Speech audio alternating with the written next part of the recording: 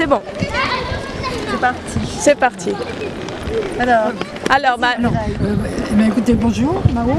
Moi je suis Mireille Luc et j'habite depuis 2003 sur Saint-Denis.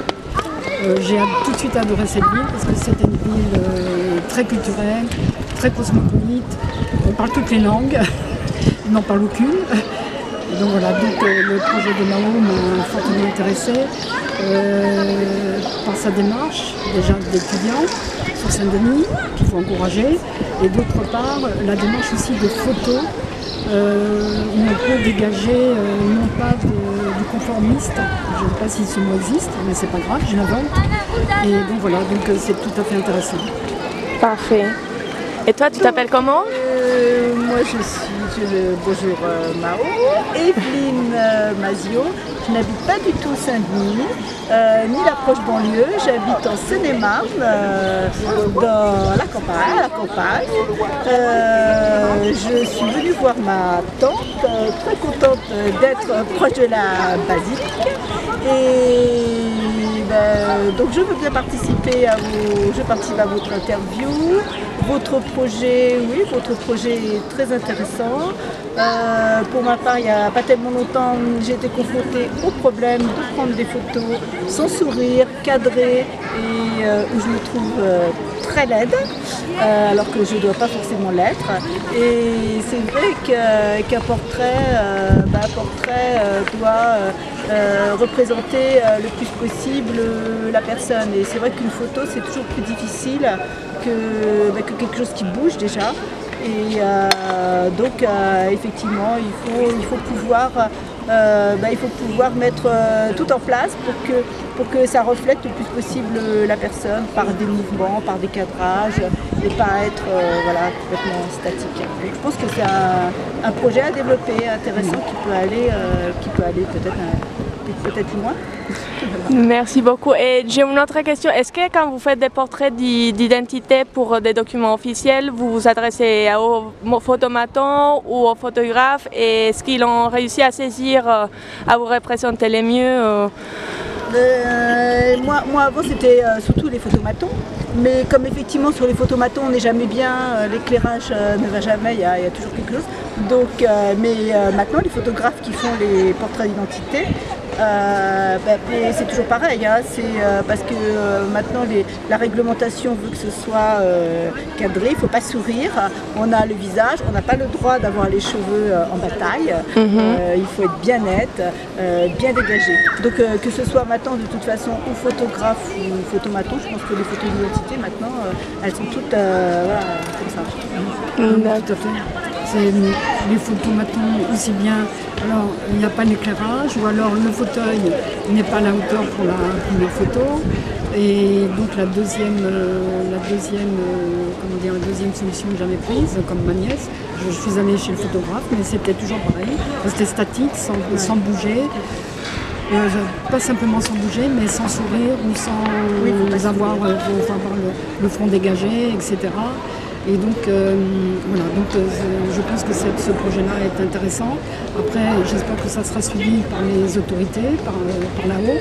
Et voilà, donc c'est peut-être à proposer, avant qu'il ne parte, à M. François Hollande ou à Manuel Valls, qui est proche de la banlieue. Donc voilà. Parce que par rapport à toute cette consigne et cette contrainte que vous m'avez dit, en fait, j'ai réfléchi à un photomaton dans lequel même il peut avoir accès à une personne en fauteuil roulant. Chose que dans un photomaton, vu que c'est un siège statique, on ne peut pas faire. C'est vraiment créer une accessibilité à tout le monde. Après, au niveau de l'éclairage, j'ai joué un peu comme ils faisaient les peintres auparavant pour représenter et mettre en valeur la personne. Donc on est vraiment en train de réfléchir aussi par rapport à ça. Et aussi l'effet qu'on passe en cabine mobile dans lesquelles les gens ils se mobilisent aussi. Il y a ce côté de mobilité en tant que déplacement, mais mobilité en tant qu'on n'est pas d'accord avec l'uniformisation et on se manifeste en fait, on se manifeste. Et voilà, et donc du coup vous croyez que c'est bien, qu'est-ce que vous avez interpellé au niveau de l'affiche ou pas du tout? Est-ce qu'il a des trucs intéressants ou pas? Oui, Non, l'affiche, moi c'est vrai que j'ai pas trop. Non, l'affiche elle est pas mal. Mais je sais pas, c'est le. Moi il y a une chose qui m'a peut-être gêné, le carré blanc. Oui, le carré blanc aussi. Ça vous a interpellé? Oui, ça m'a interpellé. Oui, Mais qui est rien à l'intérieur. Oui, qui est rien à l'intérieur, c'est la limite de la photo. Voilà, c'est ça. Donc en buste. Oui. En buste. Et ça aussi le fait de voir que, parce que vous avez quand même des codes photomaton ou les cadres que vous êtes toujours habitués, mais le fait qu'il a ce décalage du vide, ça vous attire aussi à saisir qu'est-ce qui se passe. Et qu'est-ce qui va se passer. C'est vrai que là, ça interprète. Comment la photo va ressurgir. Va ressurgir. Alors que la photomaton, la photo va être fixe, et comme si on avait un masque. Tandis que là, le masque sera... Non, puis de toute façon, comme là c'est blanc, on peut même pas quand il y a des photomatons en exemple, par exemple, sur les affiches, il y a toujours une fille qui est toujours bien dans ses places. Donc on s'identifie, on dit ah ouais, alors qu'on peut s'identifier à rien du tout parce que c'est blanc. Bah, oui, parce qu'en fait, moi je me suis dit, déjà, moi je peux poser pour interpeller, mais en même temps, je me suis dit non, comme je suis vraiment dans une démarche de détournement, de questionnement, d'interpellation, les vides, pour moi, c'est vraiment l'absence. Il y a quelque chose qui manque dans ce portrait. Et donc, du coup, c'est vraiment, quand vous allez dans la cabine, en fait, l'idée, c'est qu'on a un échange déjà, qu'il est en présence de vous quand vous me regardez ou quand je vous prends en photo. En fait, ça, c'est de toutes des réflexions. Même, j'essayais toujours de faire un affiche un peu de recherche, un peu comme des criminels, avis de recherche, affiche de participation. Donc voilà, c'est un peu ça. Et vous trouvez que c'est bien réussi quand même, cette côté des mimésis entre les graphismes institutionnels, mais en même temps avec une touche artistique, ou on ne voit pas cette touche artistique dans l'affiche?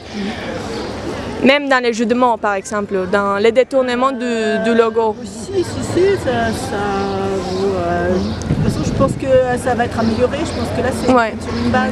C'est un prototype. C'est un prototype. D'accord. Je pense aussi. Moi, je suis en train plutôt de réfléchir sur est-ce que plus tard, oui, j'aime pas la voix qui monte. Pardon. Ça, c'est quand on vieillit, on change. Non, j'étais en train de réfléchir à ce que cette photo-là que vous allez développer, ce buste, qui sera presque animé, qui reflètera vraiment la personne, est-ce que ça sera vraiment une photo d'identité qu'on pourra mettre par la suite sur nos documents officiels?